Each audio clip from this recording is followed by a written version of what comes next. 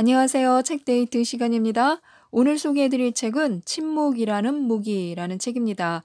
코르넬리아 토프지움, 장혜경 옮김, 가나출판사에서 나온 책입니다. 말을 많이 하는 사람 중에는 자기가 무슨 말을 하는지조차 모르는 경우가 많습니다. 우리가 말만 잔뜩 늘어놓는 것은요, 침묵의 힘을 모르기 때문인데요. 침묵할 줄 안다면요, 인격의 성장과 정신적 깨달음까지 얻을 수 있다고 말하고 있는 책입니다. 총 9장으로 구성되어 있는데요. 몇 가지만 살펴보도록 하겠습니다. 말은 할수록 힘이 떨어진다. 너무 많은 말이 오가서 더 이상 대화가 통하지 않을 때는요, 침묵이 최고의 방법입니다. 그런데 많은 사람이 이런 사실을 이해하지 못해서 말이 통하지 않는다 싶으면요, 오히려 말을 더 많이 합니다. 점점 더 상황을 악화시키는 거죠. 침묵은 제대로 사용하면 반항심을 불러일으키지 않습니다. 그래서 말은 적게, 침묵은 많이가 적당한 균형입니다. 침묵에도 종류가 있다. 갈등 상황일수록 침묵은 효과가 큽니다. 누군가 나에게 이런 멍청이 같으니 라고 말을 했다면요, 화가 나서 바로 맞받아치고 싶을 것입니다. 이처럼 감정이 상하면 즉시 반사적으로 생각 없이 대꾸하고 언쟁은 점점 심해집니다. 상대가 나를 멍청이라고 하건 말건 그게 사실이 아님을 내가 알고 있으면 되는 것입니다. 언쟁이 건설적인 차원을 벗어나면요, 무조건 입을 다물어 버려야 합니다. 그게 최고입니다. 왜냐하면 침묵에는 건설적인 침묵도 있고요, 파괴적인 침묵도 있어서 어떤 침묵은 오히려 관계를 악화시킬 수 있습니다. 상대의 말을 듣지도 않는다거나 말없이 노려보는 침묵은 좋지 않습니다. 입은 다물더라도요, 상대의 말을 경청하고 있다는 느낌이 전달돼야 합니다. 다음은 대화에서 침묵이 효과적인 이유를 알아보도록 하겠습니다. 1. 침묵은 상대를 당황하게 한다. 침묵은 갈등 상황에 바람을 빼는 역할을 합니다. 싸움을 기대한 사람에게 상대의 침묵만큼 놀랄 일은 없습니다. 2. 침묵은 생각을 자극한다. 침묵은 상대의 지성은 물론이고요, 책임감과 이해심, 관심, 참여까지도 활성화시킵니다. 누군가에게 동기를 부여하고 싶을 때 우리는 열심히 떠듭니다. 그리고 결국에는 실망하고요. 제 아무리 좋은 말로 떠들어봐도 외부에서 온 동기는요, 효력이 약할 수밖에 없습니다. 지속력도 약하고요. 내부에서 오는 동기가 훨씬 강력하고 오래 지속되는 법입니다. 3. 침묵은 최고의 코칭이다. 침묵은 코칭의 기본 원칙이며 가장 효과가 뛰어나고 또 빠른 변화 유도 방법입니다. 코칭은 이 사실을 깨달아 조언을 줄이는 대신에 상대가 생각을 하게 만듭니다. 4. 침묵은 최고의 협상을 이끌어낸다. 협상을 잘하는 사람은요, 말수가 적고 간단 명료하게 말합니다. 단어 하나도 낭비하지 않고요, 말 한마디 한마디에 무게를 싣습니다. 5. 침묵은 동기를 부여한다. 용기를 주거나 의욕을 고취시키고 싶을 때 보통은 말을 많이 하는데요.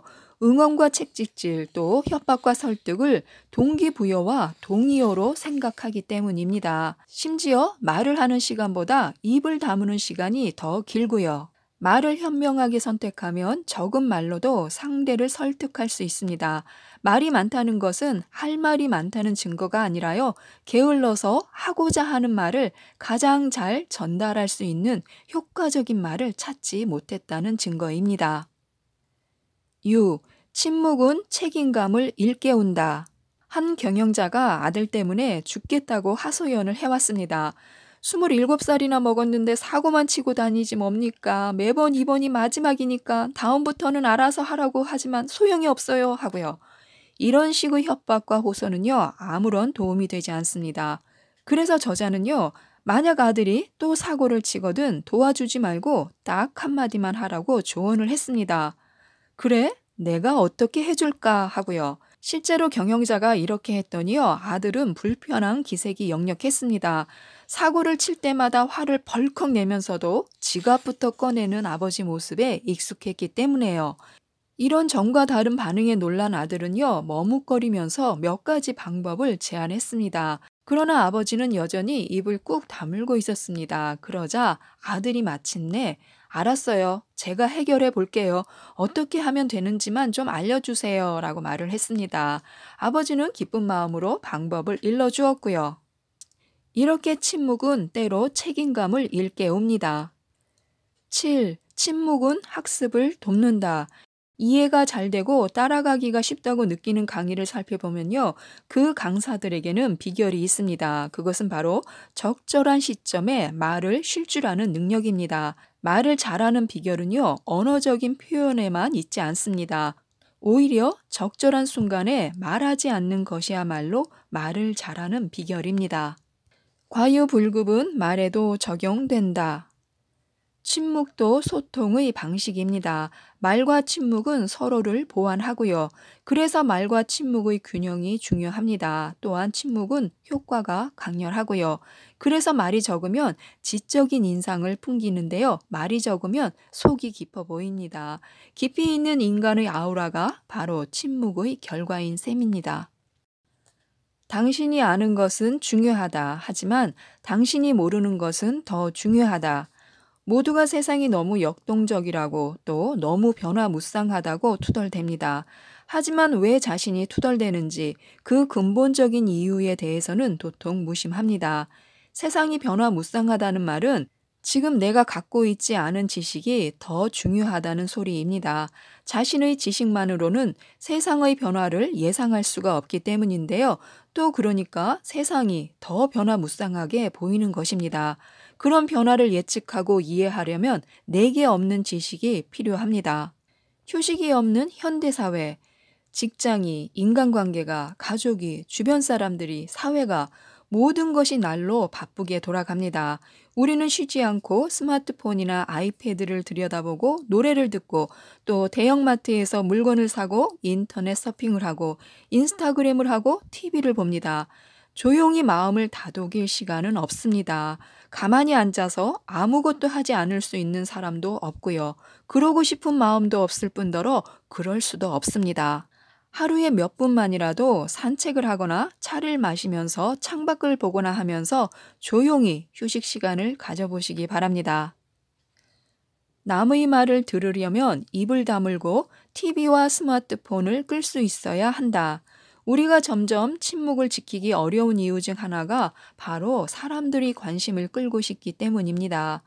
어떻게든 엄마의 관심을 끌려는 어린아이처럼 사람들의 관심을 끌고 싶어서 끊임없이 말하고 메시지를 보내고 SNS에 사진과 글을 올립니다. 하지만 사실 사람들은요, 타인의 말을 듣고 싶어 하지 않습니다. 자기 중심주의가 날로 심화되면서요, 자연스럽게 타인에게 별 관심이 없어지기 때문입니다. 누구에게나 약점은 있다. 약점을 건드렸을 때 대응하는 방식에서 한 인간의 성숙도를 볼 수 있습니다. 기분 나쁜 말에 일일이 반응하는 사람이 있는가 하면요, 어지간해서는 피식 웃고 넘기는 사람도 있습니다. 자신의 약점을 알면 타인에게 휘둘리지 않습니다. 특히 협상 자리에서 이런 능력은 비교할 수 없을 만큼의 가치가 있습니다. 그래서 협상에 능한 사람은요, 의도적으로 상대방의 약점을 찾아 건드립니다. 그러면 상대방이 생각 없이 따발총을 날릴 것이고 생각 없이 말하면요, 반드시 실수를 하게 되어 있음을 알기 때문에요. 왜 1시간도 스마트폰을 끄지 못할까? 팽팽한 긴장의 시대입니다. 그래서 다들 너무 피로하고 무기력합니다. 좀 쉬면서 충전을 하고 싶기도 하고요. 우리 모두 이를 잘 알고 있고요. 또 진심으로 원합니다. 그런데도 그렇게 하지 못하는 이유가 뭘까요? 왜 1시간만이라도 스마트폰을 끄지 못할까요? 왜 우리는 단 5분의 침묵도 견디지 못하는 걸까요? 우리가 고요함을 필요로 하면서도요, 고요함을 견디지 못하기 때문입니다. 내면의 침묵은요, 두려움을 안겨주기 때문에요. 우리는 조용한 방 안에 홀로 있지 못합니다. 그렇게 하고 싶어 하지도 않고요. 그래서 퇴근 후나 주말에 조용한 방에서 모든 기계를 끄고요. 끄고 나서는 그냥 아무것도 하지 않고 가만히 있어 보는 것입니다. 이런 침묵 훈련을 가끔씩 해보는 것도 좋을 것 같습니다. 자신과의 대화는 내재적 동기부여의 근본이다. 자신과 대화를 나누면 자신의 욕구를 발견할 수 있습니다. 이것은 바로 내재적 동기로 깊은 곳에 숨은 자신의 욕구를 충족시키는 것보다 더 강한 동기 유발책은 없습니다. 그리고 내재적인 동기부여가 되어야만 자기 자신에게 만족하고 행복해질 수 있습니다. 이렇게 스스로를 동기부여하는 것인데요. 처음에는 쉽지 않겠지만 머릿속에 떠오르는 생각에 관심을 가져보는 것입니다. 그 생각이 뭐라고 했는지, 또 그 생각 이면에는 어떤 관심과 동기, 의도가 숨어 있는지 하고요. 스스로가 한심한 사람이라는 생각이 들 때면 이렇게 마음을 다독여 보는 것도 좋은데요. 넌 네가 한심하다고 생각하는구나. 그래, 이해할 수 있어. 그러고 나면요, 자신에게 좀 더 관대해질 수 있다고 합니다. 다음은 모든 소음을 끊어보는 침묵 수업에 대해서 알려드리겠습니다. 고요가 두렵더라도 가끔은 의도적으로 고요한 환경을 찾아야 한다. 고요 속에서만 삶에서 가장 중요한 사람을 만나게 된다. 바로 자기 자신 말이다. 자신을 찾는 가장 빠른 길은 마음과 대화를 나누는 것이다. 우리의 다양한 인격들과 나누는 대화, 그 대화는 정적에 대한 두려움을 없애준다. 자신의 내면에 관심을 가지고 자신을 존중하는 대화를 연습해보자. 그것만으로도 정말 놀라운 변화가 생긴다. 침묵이 알려주는 것들. 우리가 정적을 난감하게 느끼는 이유는 정적 자체가 두려워서가 아니라 조용할 때 찾아오는 생각이 두렵기 때문입니다. 물론 관계는 소통을 필요로 합니다. 하지만 싸우지 않고 소통할 능력이 없다면요, 침묵하는 편이 낫습니다. 말이 오히려 침묵보다 상황을 곤란하게 만들기도 하니까요.